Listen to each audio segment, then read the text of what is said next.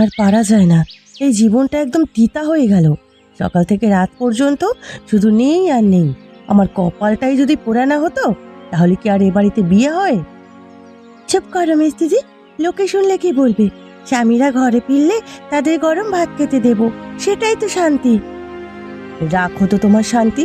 শান্তি কি আর চাল আর ডাল কিনে আনবে? আমার বোনেরাও আমার মতো একই ঘানিতে পড়েছে। এদিকে দেখো, সেই সকাল থেকে ধান শুকোচ্ছে, যেন ওই এক মুঠো ধান দিয়েই বছর চলে যাবে। এরে দীপা, আবার কে নিয়ে শুরু করলি সকাল সকাল? সত্যি কথাই তো বলছি দিদি, আমাদের বাবা মা মরে গিয়ে বেঁচে গেছে। মেয়েদের এই দুরবস্থা তো দেখতে হচ্ছে না? আমারও মাঝে মাঝে মরে যেতে ইচ্ছে করে। ছি, এসব অলক্ষণের কথা মুখে আনতে নেই। দেখিস একদিন সব ঠিক হয়ে যাবে। তো জামাইরা তো চেষ্টা করছে। কি চেষ্টা করছে? সারাদিন টোটো করে ঘুরে বেড়ায় আর সন্ধ্যায় খালি হাতে ফেরে। ওই দেখো ওনারা আসছেন। আজকেও নির্ঘাত কপালে কিচ্ছু জোটেনি। কি হলো? বাজার থেকে কি আনলি? কিছু না। কিছু না মানে? সারাদিন ধরে কি করলি তাহলে? মহাজনের কাছে যাসনি? গিয়েছিলাম, খরা চলছে, কোথাও এক ফোঁটা জল নেই। মহাজন বলল সব কাজ বন্ধ, একটা লোকও নিচ্ছে না। ভাইজান, আমি নদীর ওপারে গিয়েছিলাম, যদি কিছু মাছ পাওয়া যায়, কিন্তু কিন্তু জল শুকিয়ে গেছে, একটা পুঁটি মাছও পেলাম না। ব্যাস হয়ে গেল।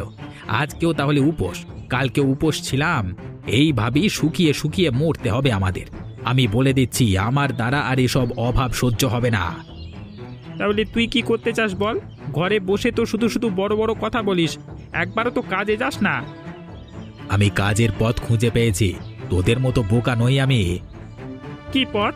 চুরি ডাকাতি করবি নাকি এখন? না, তার চেয়েও সহজ পথ। আমি শুনেছি আমাদের শ্বশুর বাড়ি, মানে রূপা দীপাদের বাপের বাড়ি নাকি জঙ্গলের মধ্যে, আর ওদের বাবা নাকি অনেক বড় লোক ছিল। ভাইজান, ওসব পুরনো কথা কেন ওঠাচ্ছেন? বাবা সাধারণ একজন মানুষ ছিলেন। তোমাকে কে বলেছে সাধারণ মানুষের অত বড় কাঠের বাড়ি থাকে বুঝি?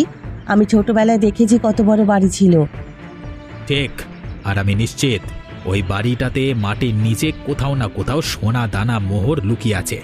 বুড়োটা মরে যাওয়ার আগে কাউকে বলে যায়নি। তুই পাগল হয়ে গেছিস সূর্য? তুই তোর শ্বশুর বাড়িতে গিয়ে গুপ্তধন খুঁজবি? লজ্জা করে না? কিসের লজ্জা? পেট যখন চলে না তখন লজ্জা শরম সব পালিয়ে যায়। আমি যখন সিদ্ধান্ত নিয়ে ফেলেছি, আমরা কালকেই সবাই মিলে জঙ্গলের বাড়িতে যাব। না ভাইজান, এটা ঠিক না।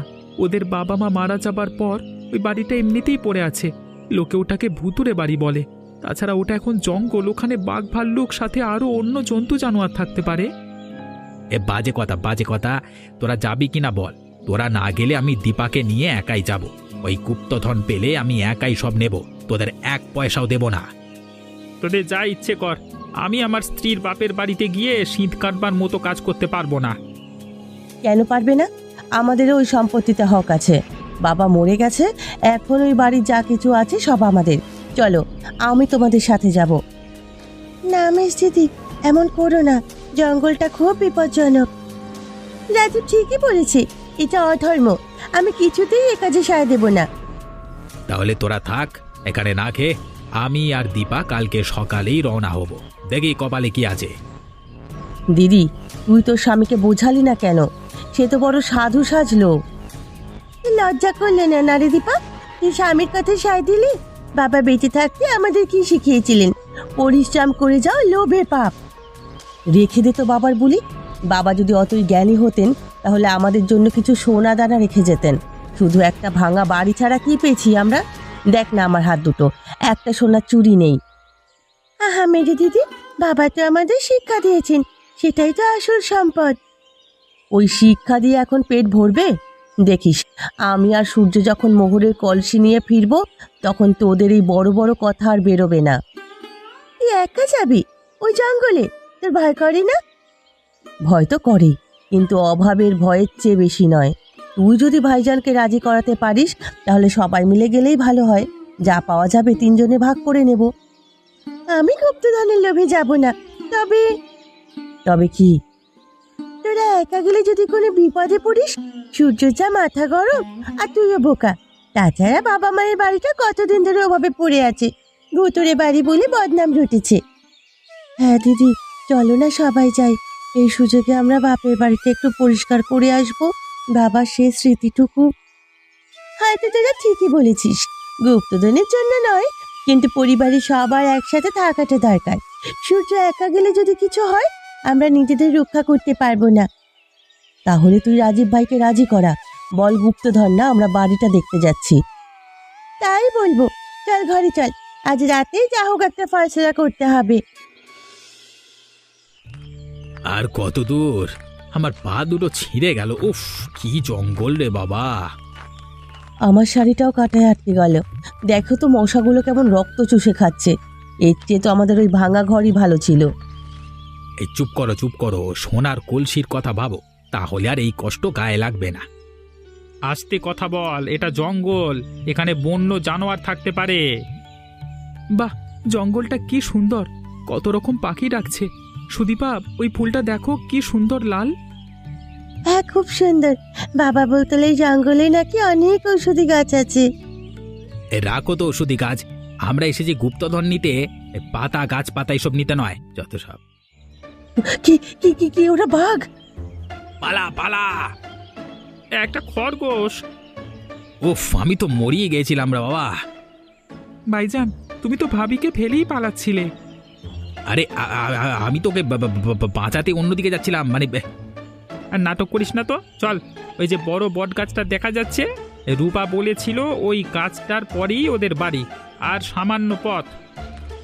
আমার আর এক পা চলার ক্ষমতা নেই, আমার তেষ্টা পেয়েছে। আর একটু চল, বাড়িতে নিশ্চয়ই কুয়ো আছে। চলো সবাই পা চালাও। পৌঁছে গেছি, এই তো আমাদের বাড়ি। কাঁদিস না বোন, কতদিন পরে এলাম, বাবার সব স্মৃতি। বাড়ি তো বেশ বড়, এদিক ওদিক দেখো কোথাও খোঁড় বা দাগ আছে কিনা। ওই তো কুয়ো, চলো দেখি ভেতরে কিছু আছে কিনা। হ্যাঁ, গুপ্তধন তো কুয়োর ভেতরেই লোকে রাখে। দাঁড়াও, আমি একটা লম্বা লাঠি নিয়ে আসি। সূর্য থাম, এটা তো শ্বশুর বাড়ি, এখানে এসে এই অসভ্যতা করবি না। আগে আমরা সবাই মিলে বাড়িটা থাকবার মতো পরিষ্কার করব, তারপর অন্য কথা। আবার ওই বড় বড় কথা? আরে বাবা, পরিষ্কার তো করবই, কিন্তু আগে মালপত্রগুলো কোথায় আছে সেটা দেখি। তোর মাথায় কিচ্ছু ঢুকবে না। রূপা, সুদীপা, তোমরা ঘরের ভেতরটা দেখো, সাবধানে, সাপখোপ থাকতে পারে। আমি আর ঋষি বাইরের জঙ্গলটা পরিষ্কার করছি। আর আমি? তুই আর দীপা গিয়ে কুয়ো থেকে জল তোলবার ব্যবস্থা কর, যদি জল থাকে। যা। আহা, কত স্মৃতি এই ঘরটায়। দিদি মনে আছে ওই কোণে আমরা বসে পুতুল খেলতাম? হ্যাঁ, আর বাবা ওই চেয়ারটায় বসে বই পড়তেন, মা রান্নাঘর থেকে পিঠে ভেজে আনতেন। এগুলো মা নিজের হাতে সেলাই করেছিলেন। এই ঘরটা দেখ, এই মেজের তলায় কিছু একটা থাকতে পারে। কি করে বুঝলে? দেখছিস না, এখানকার কাঠটা কেমন যেন আলগা। দাঁড়া দাঁড়া, শাবল টানি। পেয়েছি পেয়েছি! আমি বলেছিলাম এই বাড়িতে কিছু আছে। দেখেছিস দাদা, আমি যা বলি তা ঠিকই হয়। এখন তোরা সবাই মিলে এটা তোল, এর ভেতরে মোহর আছে। তুই ঘরের মেঝে ভাঙলি কেন? এখন ওসব কথা ছাড়, এটা খোল। না ভাইজান, ওটা আমাদের বাবার সিন্ধুক, ওটা ভাঙবেন না। নিশ্চয়ই এর চাবি কোথাও আছে। চাবি খোঁজবার সময় নেই, আজকে সব ফয়সালা হবে, সরো। এই তো এই তো। কি কিচ্ছু নেই? এসব কি তাহলে? আমার কপালটাই পোড়া, সব মিথ্যে। বাবা আমাদের ঠকিয়েছে, কিচ্ছু রেখে যায়নি আমাদের জন্য। বুড়োটা একেবারে জোর ছিল। এটা তো মা পুজোর ঘর থেকে এনেছিলেন। এটা কি?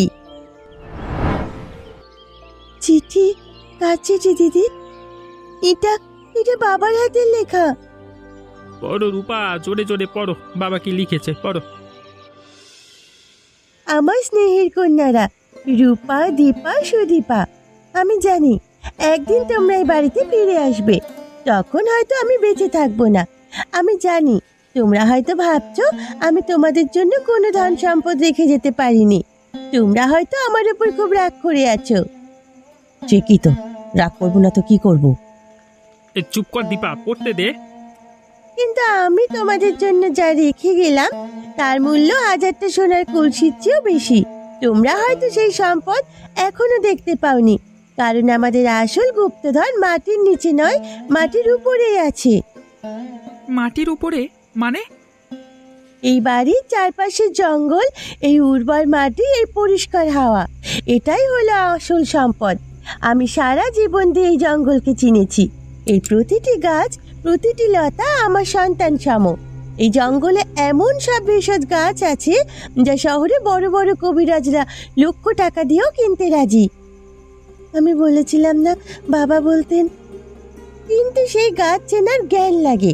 সেই জ্ঞান আমি রেখে গেলাম এই সিন্ধুকের পুঁথিগুলোতে। এই পুঁথিগুলোতে সব লেখা আছে, কোন গাছ কি কাজে লাগে, কোন মাটিতে কোন ফসল ফলালে তা সোনায় পরিণত হয়, মৌমাছি পালনের উপায়, স্বাদ তৈরির রহস্য সব আমি লিখে রেখেছি। ঋষি, পুঁথিগুলো? তোমাদের স্বামীরা যদি পরিশ্রমী হয় আর আমার এই জ্ঞানকে কাজে লাগাতে পারে, তবে এই জঙ্গল তোমাদের রাজার মতো করে রাখবে। আর যদি তারা লোভী হয়, শুধু মাটির নিচে সোনা খোঁজে, তবে এই জঙ্গল তাদের কিছুই দেবে না, শুধুই হতাশা দেবে। আমার আশীর্বাদ তোমাদের সাথে রইল। ইতি তোমাদের বাবা। কিরে, কি পেলি? আমি ওইদিকে জঙ্গল থেকে এরকম বুলো আলু এনেছি। বাবা লিখেছেন এটা সাধারণ আলুর চেয়ে 10 গুণ বেশি দামি। রূপা, তোমার বাবা তো আমাদের জন্য এক সাম্রাজ্য রেখে গেছেন। আমি তো বলেছিলাম, কিন্তু এই সাম্রাজ্য ভোগ করতে গেলে পরিশ্রম লাগবে। ধর এসব গাঁজাখুরি গল্প। গাছপাতা বেচে কেউ বড় লোক হতে পারে না। ওসব কবিরাজি এখন আর চলবে না। এসব ফালতু কাজে আমার সময় নেই। ঠিকই তো, 2-4টে গাছ বেচে কি হবে? আমার এসব ভালো লাগছে না। চলো আমরা গ্রামে ফিরে যাই, এখানে থাকলে না খেয়ে মরতে হবে। ফিরে যাবি? যা, তোদেরকে বারণ করেছে, কিন্তু আমি একটা সিদ্ধান্ত নিচ্ছি আজকে। কি সিদ্ধান্ত?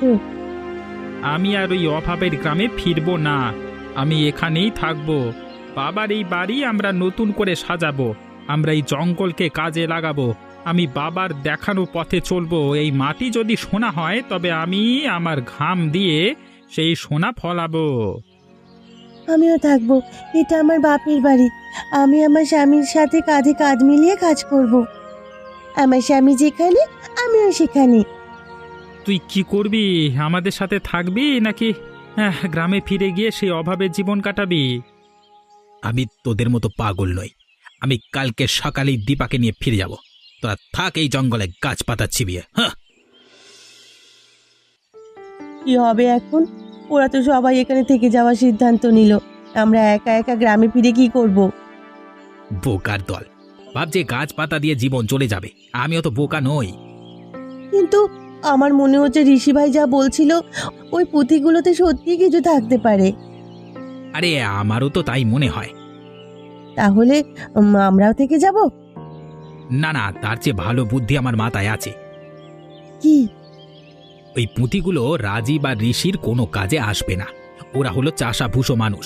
কিন্তু আমরা যদি ওই পুঁথিগুলো শহরে নিয়ে যাই, কোনো বড় কবিরাজ বা কোম্পানির কাছে বিক্রি করি, তাহলে একটা বড় লক্ষ লক্ষ টাকা পাবো। তার মানে আমরা পুঁথিগুলো চুরি করব? আরে চুরি কেন, ওটা তো বাবারই জিনিস। ওদেরও তো হক আছে। রাজীব তো বড় ভাই সেজে এসব একা ভোগ করতে চাইছে। আমরা আমাদের ভাগ নিয়ে নেব। কিন্তু ওরা যদি টের পেয়ে যায়? কেউ টের পাবে না। ওরা এখন উঠোনে বসে ভবিষ্যতের স্বপ্ন দেখছে। চল, এই ফাঁকে পুঁথিগুলো নিয়ে আমরা পেছনের দরজা দিয়ে পালিয়ে যাই। কালকে সকাল হলে আমরা আর পারবো না। হ্যাঁ চলো, এই ভাঙা বাড়িতে আমার এক মুহূর্ত থাকতে ইচ্ছে করছে না।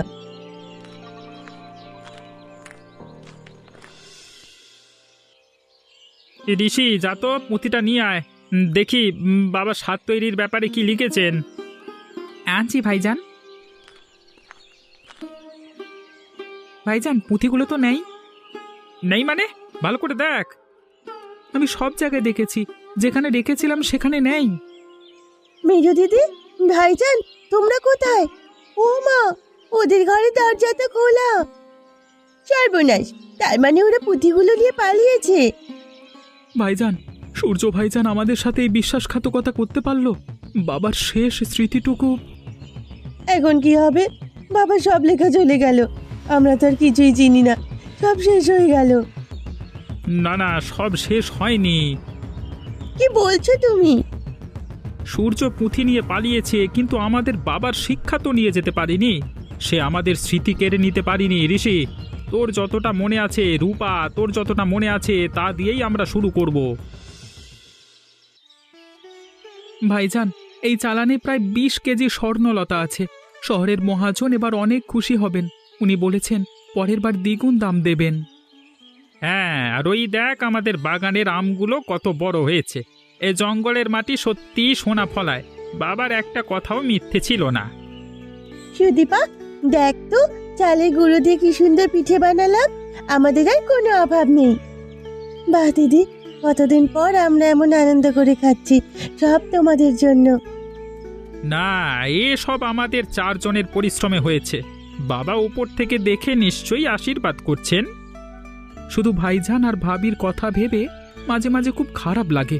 জানি না ওরা কেমন আছে। পুঁথিগুলো বেচে ওরা হয়তো অনেক বড় লোক হয়ে গেছে। ওদের কথায় ভাবিস না ঋষি, ওরা লোভের পথে গেছে। আশা করি ওরা ভালো আছে। যেখানেই থাকুক ভালো থাকুক। এখন চল খেতে চল, অনেক কাজ বাকি।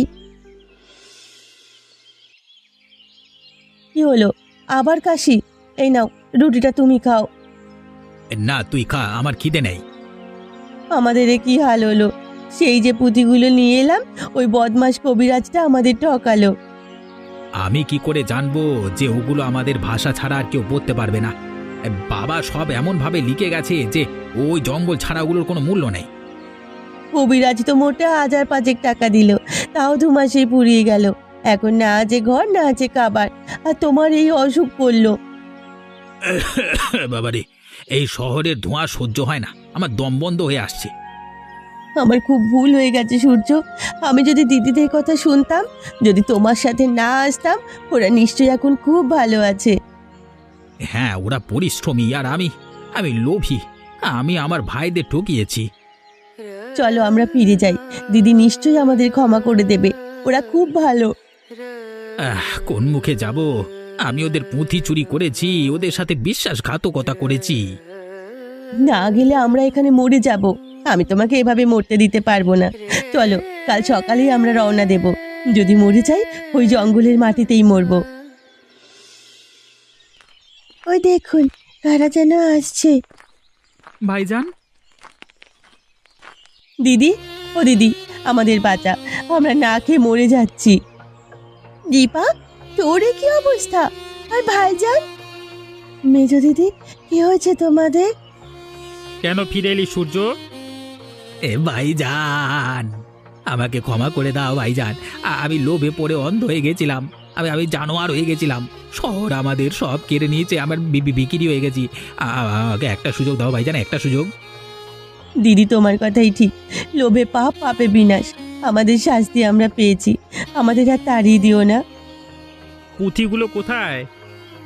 এই কবিরাজ রেখে দিয়েছে, বিনিময়ে 5000 টাকা দিয়েছিল আমাকে। তুই আমাদের শুধু ঠকাসনি রে, তুই তোর শ্বশুর মশাইয়ের জ্ঞানকেও অপমান করেছিস। আমি তোকে কোনো দিনও ক্ষমা করতে পারতাম না। কিন্তু তুই আমাদের ভাই ভাইজান। বাবা বলতেন ভুলের ক্ষমা আছে। হ্যাঁ, বাবা চিঠিতে লিখেছিলেন এই জঙ্গল সবাইকে ক্ষমা করে দেয়, সবাইকে আশ্রয় দেয়। আমরা যদি আমাদের ভাই বোনকে আশ্রয় না দিই, তাহলে বাবার শিক্ষায় বৃথা হয়ে যাবে। ওদের থাকতে দাও ভাইজান। দেখছো না মেজ ভাইজানের কি শরীর খারাপ। ঠিক আছে, আমি তোকে ক্ষমা করলাম, কিন্তু একটা শর্তে। কি শর্ত ভাইজান? আমি সব মানবো, তোমার গোলাম হয়ে থাকবো সারা জীবন। গোলাম নয়, ভাই হয়ে থাকতে হবে। এই শ্বশুর বাড়ি আমাদের শিখিয়েছে পরিশ্রমী আসল সম্পদ। আজকে থেকে তোকেও আমাদের সাথে এই মাটিতে সোনা ফলাতে হবে। পারবি? পারবো, আমরা সব পারবো। তুমি যা বলবে তাই করব। আমি পারবো। পাপের প্রায়শ্চিত্ত করবো ভাইজান। আমি প্রমাণ করে দেব যে আমিও পরিশ্রম করতে পারি। তাহলে ওঠ, কালকে থেকে তোর নতুন জীবন শুরু। ঋষি দেখ, এবার ফলন গতবারের তুলনায় দ্বিগুণ হয়েছে। সব সূর্য ভাইজানের কৃতিত্ব। সে যেভাবে দিনরাত এক করে বাগানের যত্ন নিয়েছে, আমাদের সবার চেয়ে বেশি পরিশ্রম ওই করেছে।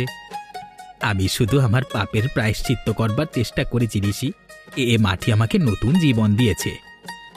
দিদি, এই মাসের লাভ দিয়ে আমরা ঋষি আর সুদীপার জন্য নতুন কাপড় কিনবো। নিশ্চয়ই, বাবার আত্মা আজ শান্তি পেয়েছে। আমরা সবাই মিলে বাবার স্বপ্ন পূরণ করেছি। আমরা সবাই একসাথে আছে, এর চেয়ে বড় সুখ আর কি হতে পারে? হ্যাঁ, আমাদের এই শ্বশুর বাড়ি মানে জঙ্গলের ভেতরে আমাদের শুধু আশ্রয় দেয়নি গো, আমাদের লোভী থেকে মানুষ বানিয়েছে। ঠিক, গুপ্তধন মাটির নিচে থাকে না, গুপ্তধন থাকে পরিশ্রমে, সততায় আর পরিবারের ভালোবাসায়।